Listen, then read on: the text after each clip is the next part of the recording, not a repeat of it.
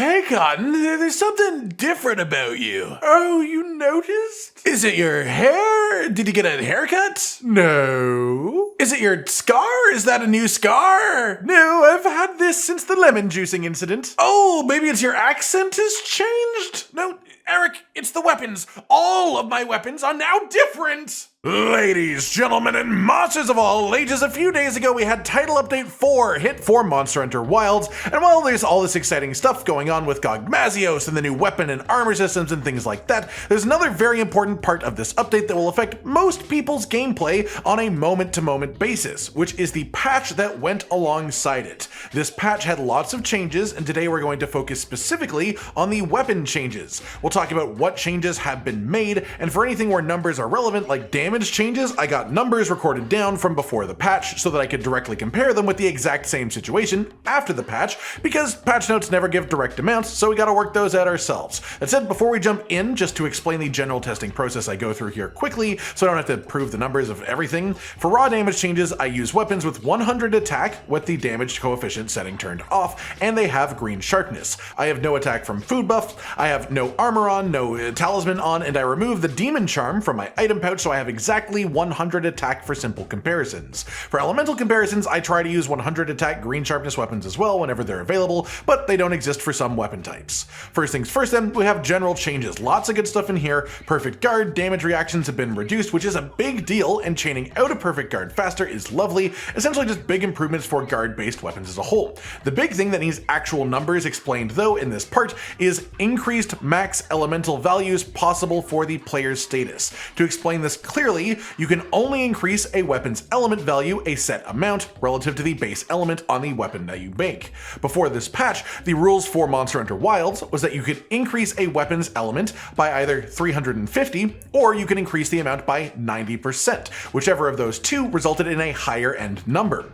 200 element Zoshia Longsword maxed out at 550 element because that is the higher number result between the two. 500 element hammer maxed out at 950 element because that being a 90% increase was higher instead. Now after the patch we can test both the exact same way essentially. 200 element Zoshia Longsword now caps out at 600 element and 500 element hammer now caps out at 1150 element. So to put that simply, the new element cap is either 400 element above the base weapon amount or 2.3 times the base weapon amount of element as well. Whichever of those results in a larger number is the new cap for that weapon. That said, let's get into weapons specifically going in smithy order. So beginning with Greatsword, raw and elemental scaling increased for charge slash, strong charge slash, and true charge slash, so the entire main attack combo. Starting with raw comparisons first, before the patch this combo did 514 damage, after the patch it's 542 damage for the full combo, so that's around a 5.5% increase over the combo as a whole for raw weapons. True charge specifically went from 208 damage up to 224 damage, which is closer to an 8% increase for true charge specifically, so a reasonable increase to the combo as a whole, with most of the increase focused on the final combo attack. For element specifically, 100 attack Quematrice Greatsword with 140 fire element, 539 damage for the full combo before the patch, up to 575 damage post-patch for the full combo, which is a 7% increase. If we account for the raw attack changes that we already know are going on here, that means it's around a 1.2% increase to element damage over the full combo. For true charge slash, 216 damage before the patch, 234 afterwards. Accounting for the raw attack changes again, that means that the elemental damage for true charge went up by around 0.5%. So the element changes are relatively minor, but the raw attack increases are quite solid. And I'll be going through the rest of these changes in a lot less detail than that. That was just to sort of show you my workings on how this all goes together. Next up then is Longsword. No numbers changes for this one at all, but the special sheath stance can now be held longer before it just automatically sheathes your weapon. This is a quality of life change more than anything. It won't affect like speedrun tactics or anything like that, but it will be a nice change for any longsword player who has found themselves getting hit because the stance ends just a little bit too early. Then we have Sword and Shield with some changes. Adjusted hitbox of Perfect Rush to make it easier for some inputs to land. This appears to be a very slight change. Doing it in a position where I missed 3 of the attacks in Perfect Rush pre-patch, I only hit 1 of the previously missed attacks after the patch. So it's a very small amount larger hitbox, but nothing too crazy. Then we have some proper number changes for sword and shield as well. Forward slash is the term that is used in the patch note, but that is not the name of any actual attack in the toolkit, at least in the game itself. Instead, this seems to be a translation error referring to advancing slash, which is the draw attack or the double button input that you can do while unsheathed as well. This attack went up in damage around 27% after the patch, which is a pretty large amount. Obviously, it won't be like a purposeful part of combos still because it's still not that relevant, but it makes it more useful whenever you do end up using it. They also increased the animation speed from advancing slash into lateral slash, and the animation speed from perfect guard into lateral slash as well, just to try and make the weapon feel a little bit smoother on the timings. Moving on to dual blades, weapon sharpness consumed during focus strike has been reduced. This seems to me like it's around half of the sharpness use, or even less than half of what it was before the patch. Just doing the attack on loop to check the difference really, which is quite solid of a difference if so. Just nice quality of life really. They also made it so Demon Boost mode, which is the special evasion mode with Screw Slicer and such, this stays active after you sheath your weapon now. It didn't used to do that before the patch, and so that is a very positive change. Then there is also a more minor change allowing you to exit Demon mode more smoothly after a Demon Dodge 2. Then after that we have the hammer. One big change here, which is during the offset follow-up spinning part of it before you launch off the attack, they have given you a lot more control of your movement and distance possible to move, so you can more consistently actually hit your follow-ups. Showing this in the training room before the patch, I basically could not affect the movement all that much at all. This is me just hard pulling on the left stick, but after the patch I can now fully slide around the entire side of the training dummy before doing the follow-up attack. It is just way more control of movement and way more distance that you can cover now. It's much better. Then we have hunting horn. Performance beat raw damage has been increased slightly, is the patch note with numerical implications. Specifically, this refers to the weapon hit when you combo one song into the next, not the sound wave but the weapon hit itself. The first performance beat of a combo has had its hit damage go up by right around 14%. The second performance beat that you do, if you do 2 in a row, it goes up by around 11% from what it was before the patch. Then if you do a third performance beat, that is actually an encore, it's not a performance beat, so it wasn't increased. So those two hits specifically, and a reasonable buff to them. After that, let's talk about Lance, which actually got quite a few changes, and again, I will mostly be focusing on the things that we can quantify with numbers, so the damage changes. High Thrust 3, the final attack of the High Thrust chain, has had its raw damage increased by around 5%. Mid Thrust 1 and 2 have both had their raw damage increased by around 8%, and Mid Thrust 3 has had its raw damage increased by 6%, so a bit more raw front loading in that combo. Triple Thrust was also changed, which is the triangle or Y combo finisher, and they said that this had both raw and elemental damage scaling increased, but I tested it with a raw weapon and also with an elemental weapon, and I found basically negligible differences between them, which means they either didn't actually change the element scaling, or if they did do an elemental scaling change, it is just very, very minor. That said, the raw damage of the attack increased by 13.5% for the first 2 hits, then 20% increase on the final hit specifically, which is quite a nice bump for your raw damage. Then they also adjusted the damage of 2 counterattacks, specifically Grand Retribution Thrust has been modified, this attack here. Only the first hit has actually been changed, but the first hit does do 12% more raw damage now. Similarly, for Double Thrust Counter, which is the charge counter when successfully done, you get a damage boost only to the first hit, but the raw damage boost of that first hit is around 32%, which is actually quite massive and makes this counter much stronger to use than it used to be.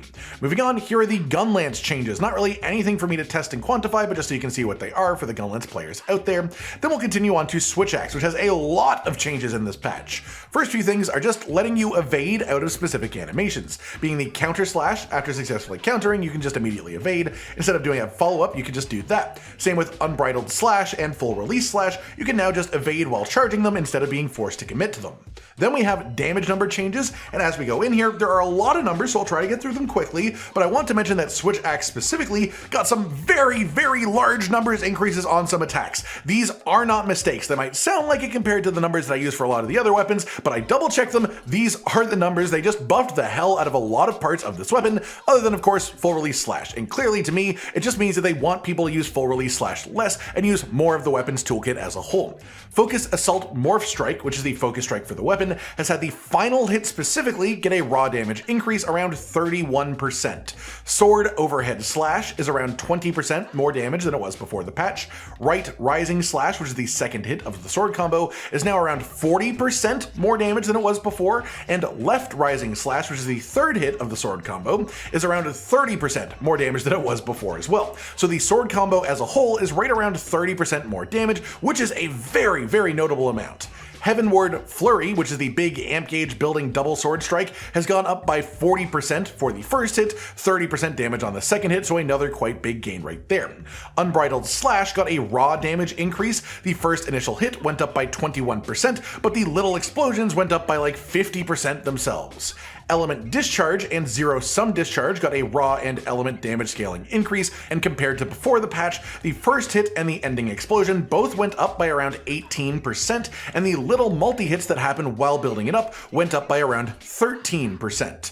Axe Spiral Burst Slash, which is the last attack of the Axe combo, went up by 30% damage on the first hit, 22% damage on the second hit. Sword Downward Fade Slash, which is your back eject morph in sword mode, went up by around 22% damage. Sword Morph Double Slash went up around 34% on both of the hits damage, and Axe Morph Rising Double Slash went up around 17% on both hits of that attack as well. Next up, we've got Charge Blade to discuss, which had some pretty interesting changes. Specifically, the most intriguing one to me is that they significantly reduced the hit stop during multi-hit attacks in Power Axe mode. This literally makes your attack speed during Savage Axe be quicker, which means more damage can be done over time and less recovery time after an attack before you can do something like dodge or move or whatever really. Which is honestly, that is a really big deal. And most of the changes past that are just faster animations as a whole, though this mostly just boosts Power Axe playstyle more than it does anything else. After that, we have Insect Glaive, also quite an intriguing change here with the ability to now combo into Descending Slash instead of it only being usable as a charged attack. When you have red extract buff, triangle and circle, or Y and B, or left click and right click depending on your control type from neutral stance will be the uncharged version of Descending Slash. If you have done at least one attack before you press that input, it will be the level 1 charged version of Descending Slash, which is the minimum requirement to be able to offset an enemy with it. Then if you use it after the final attack of a combo, you would instead get the fully charged version of Descending Slash. This means that the claw grip is no longer required to use Descending Slash while doing other combo attacks. It is still a bit less effective than the original method of play because you can charge faster than the way that this works, but it does make the playstyle much more accessible to people who struggled with the control scheme that Insect Glaive has had for the weapon since launch, and these same concepts apply as well to Descending Thrust from the air after using jumping slashes as well. Past that, one damage change for Insect Glaive, Sidestep Slash had its raw damage increased by around 13%, and the follow-up attack, Sidestep Slash Combo, had first hit increased by around 35%, second hit increased by around 12%. Overall damage of that attack input is around 20% higher than it was before in total. Next up, we have Light Bowgun and Heavy Bowgun, and the disclaimer for this one is that bowguns are funky as all hell, and a lot of this stuff is really hard to actually put actual numbers on. A lot of it is genuinely good quality of life stuff that you will be able to feel when you're playing the game. It makes certain ammo types better than they were before, but I will be focusing on the damage number comparisons here specifically. For Light Bowgun, Wyvern Blast raw damage has gone up around 13%. That is the special ammo mine that you can place on the ground. Normal ammo as a whole has gone up around 23% damage. Normal ammo Chaser Shot has gone up around 45% in damage, and then the normal ammo Rapid Chaser Shot, specifically the very, very final hit of that attack only, has gone up by more than double damage, getting around a 130% increase, which sounds insanely big, but again, it's only the very, very last hit of a relatively long attack, so it sounds bigger than it actually is as far as the impact on your playstyle.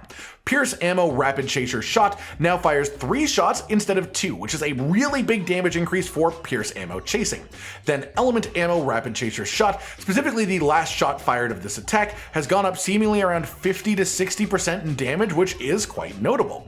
For Heavy Bowgun, then, first change of note that I can easily show you is that a successful Wyvern counter ignition use actually restores a fairly sizable chunk of your ignition gauge, meaning that this counter is much more of an actual purposeful use to it now than in the past, because before it was just for offsetting really, but now you can use this to sort of loop your ignition gauge, especially if you have ranks of focus in your set, to increase the charge that you gain.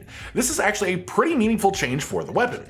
Past that, again, mostly focusing on damage changes from here, Wyvern Blast Ignition has gone up to 23% 23% in damage per hit. Wyvern Piercer has gone up by around 25% on the attack overall across all of the hits.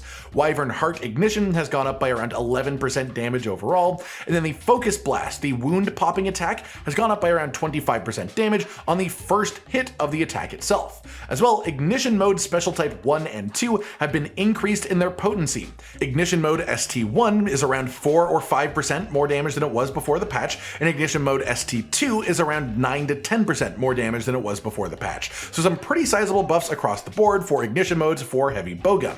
Then finally we have the bow, which was a weird one to quantify a bunch of the changes for that it got, so I'll give you the ones that I was able to work out. Dragon Piercer damage went up by around 10%. Arc Shot had the individual damage ticks go up by around 8%. Tracer Arrow, the Tracer Arrow hit itself, went up by around 20% damage. Charge Shot, Power Shot, and Power Volley have gone up around 10% on the whole, and then Thousand Dragons is somewhere around 8 to 9% damage increase. They also increased the values for Power Coating and Pierce Coating as their multipliers. Power Coating is easy. It was a 30% damage increase over not having a coating before the patch. Now it is a 35% damage increase over not having a coating at all. It's still worse than Close Range Coating is, but it's slightly less of a gap now. For Pierce Coating, it is harder to quantify because it completely changes how the attack works, but the damage of an uncharged shot with Pierce Coating is now 20% higher than it was before the patch. So Pierce Coating did get a pretty notable buff in this patch as well. And that's pretty much it then, everyone. I think we managed to get through that relatively quickly, but still covered the important numerical changes for everything and some of the other ones that are helpful to actually visualize in game too. I hope you've enjoyed this, and hopefully it helps you understand how your main weapon may have changed with Title Update 4 a little bit better. Like if you liked the video, subscribe with the notification bell for more, and most importantly, ladies and gentlemen, until next time, stay sweet. Josh, Cotton, and Hollow with the videos, dropping the humor like a hammer on your tippy toes, bringing entertainment on a daily arrangement to take our insanity and turn it into entertainment. Yes, I said entertainment twice, to reiterate that it is nice to look into your faces on a mostly daily basis when you let us in your homes to make the whole world a stage. Goodbye.